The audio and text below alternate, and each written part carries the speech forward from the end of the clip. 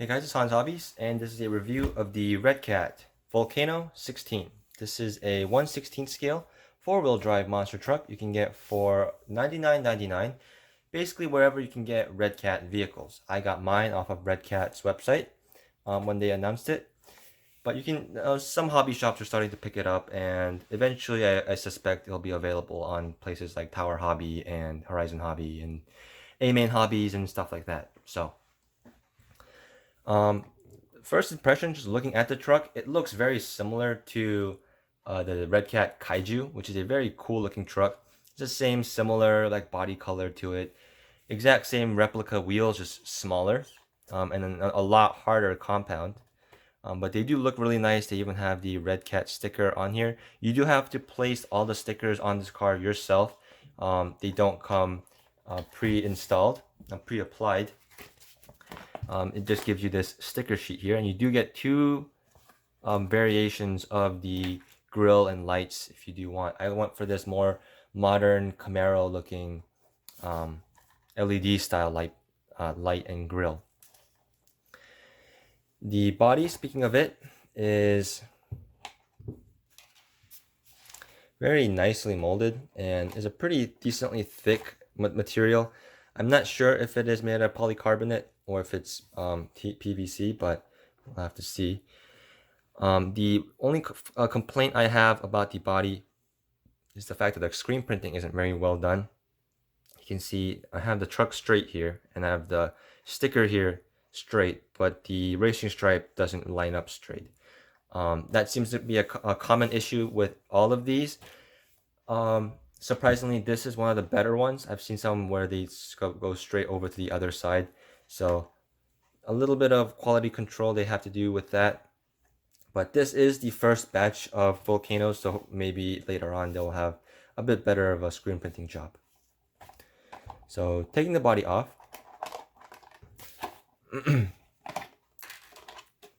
you will see a chassis that's very familiar if you are used to the Hiboxing 16889. Now, as everyone has probably know, this is the same truck. This is the same truck as the 16889 up to a point. So Redcat, when they buy those vehicles off of those Asian manufacturers, they do tweak them a little bit to make them a little bit better, which is why I tend to prefer the Redcat versions of cars. So the main difference is obviously the wheels and tires, which are better on this one. I'll just go ahead and say that right away. They're equally hard, but these have a lot more aggressive tread onto them, so they will grip. They're guaranteed to grip a lot better than the Hiboxing ones. The body is also not trash. The Hiboxing one, the body is made out of very, very brittle and thin PVC, so the moment you even have a minor crash on the body, it will completely explode. So some of them come with two bodies, but you're gonna explode both bodies pretty quickly. So I would rather have a single, far better made body. So just for those two reasons alone, I would recommend you get the Redcat version. The other difference with the Redcat version is the upper arms are different. The Hiboxing one just uses a plastic link similar to this for the upper arms, but Redcat gives you kind of a double wishbone style. It changes these mounts into double shear instead of single shear, so that should be a lot more durable here. Yeah, and it also uses a longer screw to mount that, so that is also very nice. Everything else on the truck though is identical to the Hiboxing, up to the bumpers. The bumpers, speaking of them, are nice and stiff but flexible enough to not break. They have LEDs inside, but they're proprietary square LEDs, same as the Hiboxing. And the LEDs don't come installed on the truck, it just comes in a bag and you have to install it yourself. The ESC is a receiver ESC combo, and the motor is a 390 motor, and the servo is just like boxy mini size servo, but unfortunately the electronics are not fully hobby grade. It does come with a Dean's connector, which is nice, but it's all proprietary. So the motor, you can see the little electrical like board up here. I'm not sure what that's for, but it connects up to this kind of proprietary JST style connector. The servo is also a 5-wire servo, and even the LED lights connect to a kind of a proprietary plug there. So Unfortunately, the electronics are not easy to upgrade. If you do want to upgrade the electronics, you have to replace everything instead of one single thing. But we'll have to see how well this actually works. The radio that this ESC receiver is paired to is this little cheap little radio here. It's actually a 3-channel radio, which is funny. It has an auxiliary thing here. It doesn't do anything though. It has steering trim and throttle position, throttle level switch. So if you turn it all the way up, it'll go max speed. And then a steering reverse there. And just a cheap little LED light, Redcat sticker there. This is the exact same one that comes on the Hiboxing as well, but again, the Redcat one is molded a lot better. The Hiboxing one I had a lot of flash here on the trigger, and the wheel was very, very squeaky. This one is just built a little bit better, molded a little nicer. As for batteries, it uses 2 AA batteries, so it's a very light and cheap feeling controller, but we'll see how it works. It is all digitally proportional though, so that is very nice. Some of the other features about the truck, the drive shafts are universals, but they are plastic, and they go into plastic drive cups. I'm not sure if the gears themselves are plastic or metal. I suspect they are plastic because just of how they sound. They are not very loud, so I suspect they are plastic. Runs on full ball bearings, as you can see. It runs very smooth, and the metal center drive shaft is kind of like an Allen key style, so that's kind of cheap and funny, but it does work, and at least it is metal. The truck also comes with 2 lithium-ion batteries. The Hiboxing one comes with 2 LiPo batteries, but you can easily get batteries later on, and the lithium-ion batteries still work perfectly fine, so I don't really have any complaints about the battery. The only thing I do have a complaint about is I wish when Redcat sold theirs, because the Redcat version is admittedly a little bit more expensive, maybe 10 or 20 bucks more expensive depending on where you look. It still comes with the pogo spring shocks. There's no oil in the stock shocks. They're not even any rubber gasket or anything like that, or rubber stopper or anything like that to make it like a friction damper. It's literally just a pogo spring, and they don't work at all. It's just not a good shock. So I suggest you upgrade to these oil-filled shocks provided by Redcat or Hiboxing. They are threaded body shocks, just like the stock ones, but they are oil-filled and aluminum capped. So these are a lot nicer. The only thing I would say about these is dump all the stock oil out of it, because the stock oil is terrible. Some reason the stock oil is like very, very temperature sensitive. So even if it gets a little bit chilly, they'll become rock hard. So they become completely unusable. But yeah, there's a lot of rambling right here. But let's put the body on and go outside and see how it runs. Now, before I run it, I will note I did run it with the stock shocks and with the upgraded shocks. The footage with the stock shocks are going to be shown as the Hiboxing, and the footage with the upgraded shocks will be the Redcat version, so just keep that in mind.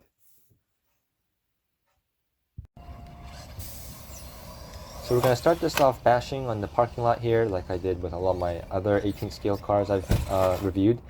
And with the stock oilless shocks, the truck is very bouncy, but it is still pretty fun to drive and jump and just overall bash around. The truck is also pretty peppy. You can see here the top speed right there. That's the top speed right there. It's not very fast, but it is peppy enough and has enough power for it to be enjoyable to drive, especially for a younger person or someone that's getting into the hobby, someone transitioning in from like a consumer grade RC car. Definitely will be a lot of fun for a lot of those people. For the experienced hobbyist, they might think it's a little bit slow, and they're also not going to appreciate how bouncy the shocks are. So those are things that you could look into upgrading if you are an experienced hobbyist. But for the absolute beginner, it's a lot of fun to drive straight out of the box, even in a basic parking lot situation like this. Bringing it over to a off-road surface that's pretty rough relative to the size of the truck, the very soft and oilless shocks, they do wallow around a lot, but on a rough surface like this, it makes the bump negotiation a lot better. You can see the truck pretty much glides over this rough terrain. because the suspension is really soaking up a lot of these huge bumps. But you will still notice that the chassis and the body is bouncing around a lot. It kind of looks like a bobblehead. So that is something you will want to change if you don't like that, if you don't want to do that anymore. And here it is, the Redcat version with the oil shocks. The Redcat version also has the lithium-ion battery rather than the LiPo battery, but they perform about the same, and lithium-ion is safer for beginners, so I don't think that's really an issue. You can see it's a lot smoother on road with the oil shocks. There's a little bit less traction on the street with the Redcat more aggressive off-road tires, but in my opinion, that makes it a bit more fun to drive. On an off-road surface, the more aggressive tires are naturally going to have a lot more traction. You can see it's throwing up a lot less rooster tails because it's actually gripping onto the surface. And surprisingly, with the oil shocks, it's a lot bouncier and it hops around a little bit more than the stock shocks. And that's purely because the stock oil that comes with these upgraded shocks are not proper shock oil. They don't work very well. If you want to change those out as soon as you get those before you even install them. Once you change the shock oil out for some actual proper shock oil, it will perform just like the stock truck did, except the body and the chassis will wallow around and bounce around a lot less. When the chassis bottoms out on bumps, it tends to sometimes flip the truck over, and that's why you want the oil-filled shocks on this truck. But otherwise, the truck has been really fun to drive. It has been really durable as well. I haven't really broken anything. It's not really fast enough to break anything.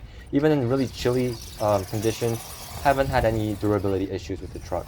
The high boxing one did completely shatter the body, but the Redcat body seems to be holding up really well, even with really hard bashing. So that's very good to see.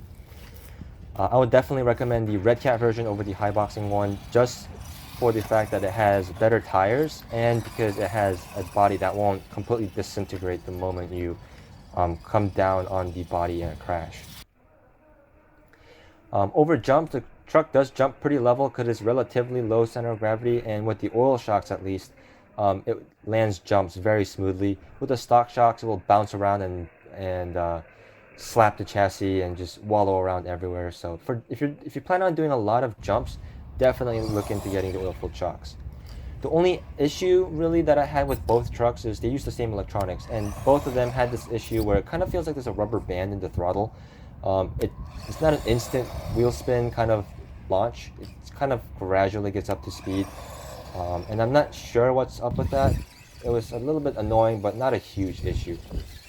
But overall, very good truck. I highly recommend this truck for the price, and for anyone that's interested in it, I think they're going to be really happy driving this thing around. And overall, I do recommend the truck. So, as always, if you guys enjoyed this review or any other reviews I've made, found this helpful or anything like that, please subscribe, leave a comment down below, give me a like, all that other good YouTube shenanigans, and I will see you guys next time. Hey guys, it's Han, and I had a little bit of an update video about this truck. This is something a little bit unusual for my review videos, but I've had a lot more experience with this truck and a lot of feedback from other people who have got this truck. And I thought it was important to kind of update you guys on my experience and my recommendation for this truck. So the first major update is this truck is not waterproof. It's not splash proof, it's not waterproof, so you have to keep it out of the snow, you have to keep it out of the water, you have to keep it out of the rain. Because a lot of people got this during Christmas and during the winter, a lot of people drove it in the snow and in wet conditions, and a lot of those people ended up having problems with their ESC receiver combo, where it would glitch, it would not respond properly, it would stutter, have a lot of electrical issues. A lot of people's servos started going out and slowly dying, so that's something that a lot of people were concerned with, and I contacted Redcat about it and made a separate update video about it. And the stock electronics on this are not waterproof, so keep it out of the water and you will have a lot better time with it. Now, with that said, if you ever want to upgrade the electronics, like I mentioned, the electronics are kind of proprietary to this truck, so you will have to upgrade literally everything. I've upgraded mine with just an Amazon brushless system, and there is a caveat with this brushless system if you want to put it in, and I will make a separate video about that because it's not a direct bolt-in. So And then same thing with the servo and the receiver. Even if you get the cheapest stuff, this is basically all OEM or cheap knockoff stuff. And maybe 35 bucks for the ESC motor, maybe 25 bucks for this, maybe another 20 bucks for the servo. It starts adding up, and it's no longer a $100 budget car. It ends up becoming closer to a $150 or a $200 truck. So that's something you want to really justify for yourself and kind of um, take into consideration if you really want a mini truck like this and want to hop it up like that, or if you're just wanting to get into RC and just upgrading and stuff like that. And in that case, a 1/10 scale Redcat truck or any other 1/10 scale truck in the 150 to $200 range might be better for you. I personally am gonna be keeping mine, and I'm also personally enjoying my Redcat Volcano 16 because I'm looking specifically for a mini truck like this, something that's smaller in dimension. But if you're just looking for overall RC experience, I would suggest maybe going with the 1/10 scale vehicle, which has a lot better part support, a lot better aftermarket support, a lot easier to upgrade and stuff like that. For people that just want a overall just beginner RTR RC experience, they're not really looking to upgrade or anything. They don't really care about waterproof or anything like that. I think it's still worth it for the $100 price point. The truck performs pretty decently. The battery it includes is really nice. And overall, the truck is still very nice to drive. And unlike toy grade RC cars, can be repaired and has really good warranty being from Redcat. So for the absolute beginner who just wants an RC experience that can be repaired and stuff, I will still wholeheartedly recommend this truck. For anyone that's looking to upgrade or just looking to have a more of like a hobby level experience with this RC truck, there's a lot more questions you have to ask yourself before you can justify getting this truck. Now the market for the 116, just smaller RC cars, is pretty limited, and in that market, I think it's still pretty decent. Again, with some of those caveats, but you can look towards like low C, you can look towards ECX. There's a lot of options out there, so you might want to shop around and just kind of make a pros and cons list of what exactly you're looking for. So for those hobbyists, not a easy thumbs up, thumbs down, something you're gonna have to justify for yourself. For the regular RTR, just beginner crowd, I still think it's a pretty decent truck, and I think you're gonna still have a really good time with it as long as you keep in mind some of the limitations that this truck will have. So if you guys found this video informative, entertaining, anything like that, please give me a like, subscribe, comment down below, all that good YouTube shenanigans. And as always, with all these Redcat vehicles, I do have affiliate links in the description if you want to get this truck. So thank you guys for checking that out, and thank you guys for watching, and I will see you guys next time.